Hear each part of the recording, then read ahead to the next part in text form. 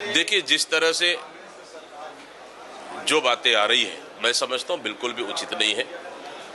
जब कांग्रेस की सरकार थी तो क्षेत्र के विकास के लिए विधायक निधि कांग्रेस की सरकार ने बढ़ाई और 4 करोड़ की, और उस समय भारतीय जनता पार्टी के विधायकों को भी हमारे जो मंत्रियां हैं, सरकार है, उनको देती थी। लेकिन जिस तरह से अगर हमारे विधायकों के साथ अगर इस तरह से प्रभारी मंत्री का अगर मत को कम किया जाता है, मैं समझता हूं कि बिल्कुल भी उचित नहीं है। क्योंकि आखिर सरकार हो या विपक्ष, आखिर जनता के चुने हुए विधायक है। सरकार का पैसा जनता के लिए उपयोग होना है, जनता के लिए विकास के लिए काम होना है।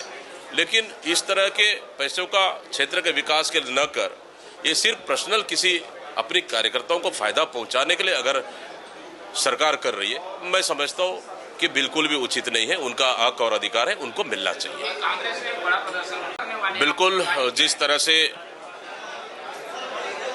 हमारा 24 जुलाई को बिगड़ते कानून व्यवस्था, बदहाल कानून व्यवस्था को लेकर ऐतिहासिक प्रदर्शन हुआ, आने वाला समय में कांग्रेस पार्टी फिर नई रणनीति बना रही है और सरकार की विफलताओं को लेकर हम फिर से नए आंदोलन फिर से हम खड़े करने जा रहे हैं। इसके लिए जल्दी ही रणनीति बनाएगी। और संगठन की बात है, निश्चित रूप से अभी पायलट स्तर से प्रारंभिक चर्चा हुई है, लेकिन उनका भी विधानसभा सत्र चलने की वजह से पूरी चर्चा नहीं हो पाई। लेकिन जल्द ही हम लोग चर्चा करने के बाद फिर आगे इस मुद्दे पर हम लोग नई रणनीति के साथ काम करेंगे। सदन में अपने पार्टी के परफॉर्मेंस, देखिए, भारतीय जनता पार्टी और देश के प्रधानमंत्री जिस तरह से पिछले कार्यकाल में अग्निवीर योजना लाए, उसकी पूरी देश के युवाओं ने विरोध किया। जिस तरह से काले किसान कानून लाए, किसानों ने विरोध किया, लगभग 1.5 साल से अधिक आंदोलन हुए। आखिर सरकार किसानों को नहीं समझा पाई कि 3 कृषि कानून का मतलब क्या है, आखिर वापस लेना पड़ा।